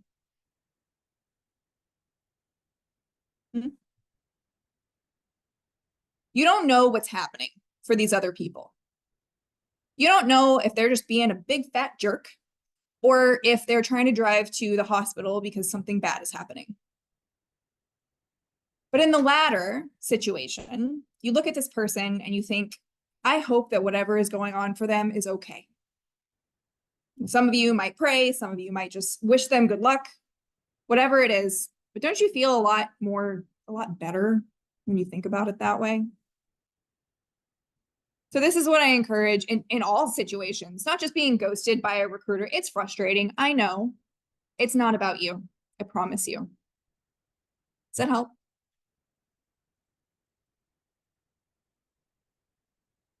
We recommend looking for jobs. Like the job hunt. The job So you're hunt. saying like find the perfect profile, do Yeah. some overlapping, all that. Or do Yeah. you recommend finding the perfect? Yeah. For something like that, we're not even talking necessarily applying. Anywhere where the organizations have to pay to post a job description. So not Monster and not Indeed, because any Joe Schmo can post a job up there and keep posting a job up there for no repercussions. It's totally free. So you want to go somewhere where they have to pay. LinkedIn is one of those. Dice is one of those, DICE. And if you're not sure, you can do a quick check, a quick Google. Do you have to pay to post a job on X platform? Google for Jobs is also really good because its algorithm, its AI is very good at figuring out what is relevant and what is recent. And it takes what you're looking for in the description and it will find like similar jobs as well to what you're looking for. So that's a good one as well. Just be careful and make sure that it's a real job. Go to the website, go to the company's website and make sure it's posted there. That's a really good way to validate. Just want to add to this previous point. Usually what I do is what I did in the past, that go through LinkedIn or some other job portals, try to find. Then directly go to company's website and look if that role exists and apply it there rather than going to LinkedIn. Right, or somebody's website. Yeah. And that works really, really well. Most of the time.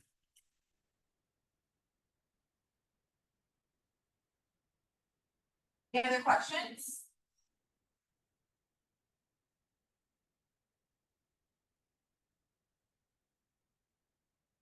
Recommend to students to actually go to look for people that are in the company that you want to work at and read their profile.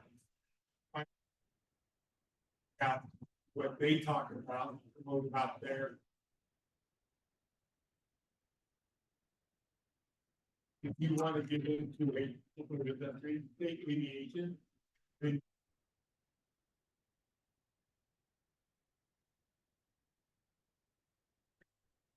they get to know you, they will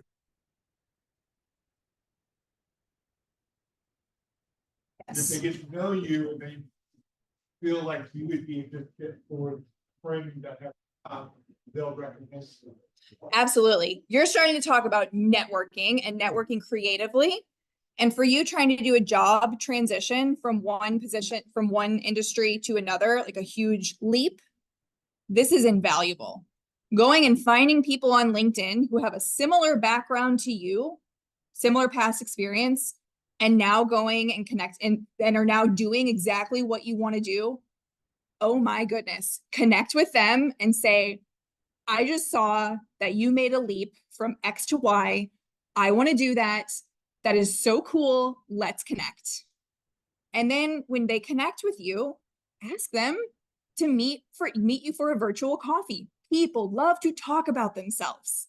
They love it. All right. Get in that conversation and ask them about them. Tell me about yourself. How'd you do this? What is one piece of advice that you would give to someone who is trying to do the same thing? And that is how you start networking strategically and creatively. And people will grow to like you. Just reach out to them every now and then. Hey, how's it going? Haven't touched base in a while. How's your dog? Things like that. Okay. We're at time. Thank you guys so much for showing up. It was a pleasure speaking to you all. Thank you, Puget Sound, and thank you to the university for having me. It's great, guys. Thank you.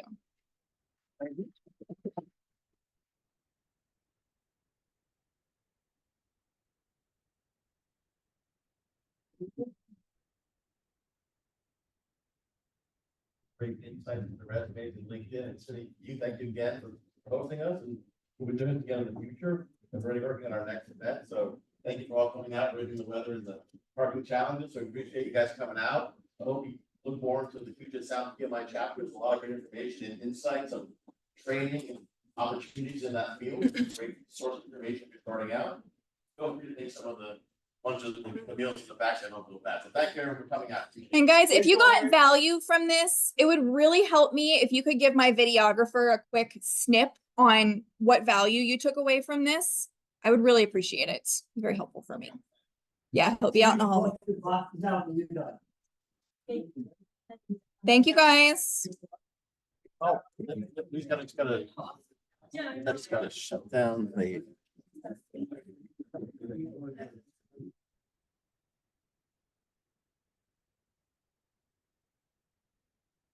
Maybe shut down the recording.